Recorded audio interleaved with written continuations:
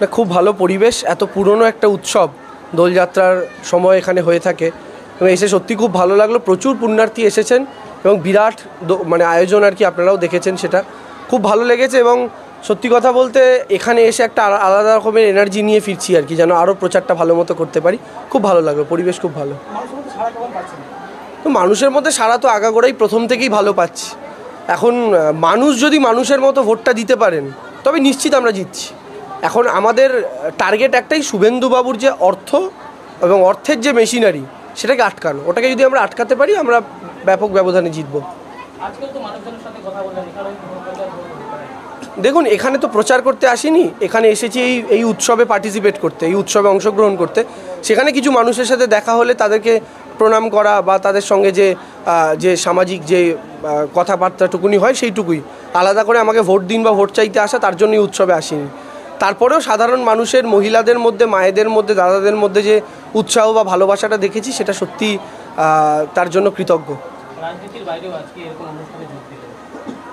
একদম, দেখুন, রাজনীতি তো সমাজেরই অংশ। রাজনীতি মানে politics is the reflection of the society. এই সোসাইটির রিফ্লেকশন হচ্ছে পলিটিক্স। আর এই সোসাইটির মধ্যে যেমন বিভিন্ন জাতি ধর্মের মানুষ আছে, তেমন তাদের উৎসব রয়েছে, তাদের প্রত্যেকের নিজ নিজ চিন্তা ভাবনা রয়েছে, তাদের প্রত্যেকের নিজ নিজ এরিয়া রয়েছে। তো সেইগুলোকেও অ্যাড্রেস করতে হয় রাজনীতির মঞ্চে দাঁড়িয়ে। তো স্বাভাবিকভাবেই খুব ভালো লাগছে এবং এখানকার মানুষের সাড়া বা এখানকার মানুষের যে রিয়াকশান বা অভিব্যক্তি আমি যদি বলি, সেই সবটাই আমার ভীষণ পজিটিভ লেগেছে।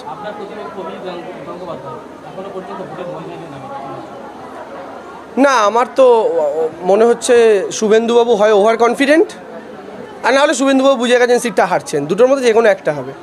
তো কি উনি নেমেছেন কি নামেননি আমাদের কাছে সেটা কোনো ফ্যাক্টর নয়। আমি বারবার বলছিলাম যে বিজেপি অন্তত ক্যান্ডিডেটটা অ্যানাউন্স করুক, কারণ প্রতিপক্ষ যদি না থাকে, ফাঁকা মাঠে আপনি একা পায়ে বল নিয়ে ছুটছেন তো ভালো লাগে না। প্রতিপক্ষ থাকলে তবে তো ভালো হবে, আমার বল সে কাটবে, তার বল আমি কাটবো। তো প্রতিপক্ষ নেমেছে, এবার খেলার মতো খেলাটা হবে, খুব ভালো লাগছে।